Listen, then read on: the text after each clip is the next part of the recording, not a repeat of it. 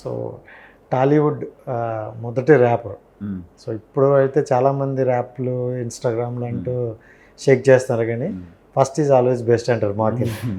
So అంటే ఈ thought కొత్తగా యూనిక్గా ఉంటుంది, ఇలా వెళ్ళాలి అని అప్పుడు ర్యాప్ నేర్చుకునేటప్పుడు. కానీ సో ఏమి ఎక్స్పెక్ట్ చేసి నేర్చుకున్నారు, ఏంటి అనుకున్నారు? లేదు బ్రో, అంటే దేర్ వాజ్ నథింగ్ బ్రో. యాక్చువల్గా నాకు ఆ టైంలో ఇండస్ట్రీలో సర్వైవ్ అవ్వడం ఇంపార్టెంట్. నేను ఒక యాక్టర్ అవ్వడానికి వచ్చాను.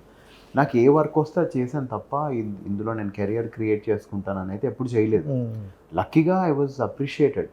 అండ్ ఆ టైంలో ఎవరు లేరు కాబట్టి ఫుల్ ఫోకస్ వచ్చేసింది. అండ్ ఫోకస్ వచ్చి నాకు వర్క్ కూడా చాలా బాగా వస్తుంది.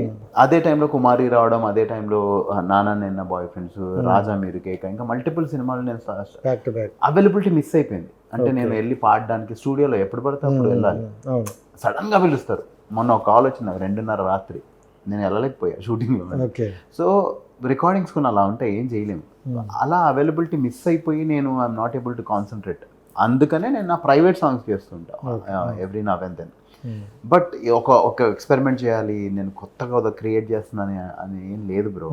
అవి వర్కౌట్ అవుతే బాగా చెప్పుకుంటారు, కానీ మనం చేసే టైంలో పెద్ద తెలిసి ఉండదు ఇది ఎంత వర్కౌట్ అవుతుంది అంతే. అంటే మన చేతిలో లేదు, జనాల చేతిలో. అంటే కొంతమంది ఏంటంటే ఇప్పుడు మనం ఆలోచనలో ఒక 10 years బిఫోర్ ఎలా ఉండబోతుంది అంటే జస్ట్ ఒక ఇంటిమేషన్తో వెళ్తారు.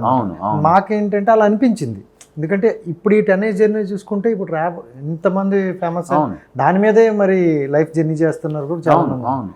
సో అలా అనిపించింది అన్న మాకు ఒకసారి. అవును, అంటే నేను ఇంకొంచెం గట్టిగా ఫుల్ ఫోకస్ దాని మీద పెట్టింటే ఇప్పుడు వేరేలా ఉంటుంది డెఫినెట్లీ. నేను యాక్టింగ్ ఇష్టం కాబట్టి 2 పడవల్లో కాలు పెట్టడం వల్ల కొంచెం బాగుంది. I'm very happy. ఇప్పుడు నేను ఏ కాలేజ్కి వెళ్ళినా నన్ను పాట పాడమంటారు, because they recognize me as a rapper. అది సో ర్యాప్లో ఒకటి కాలేజీలో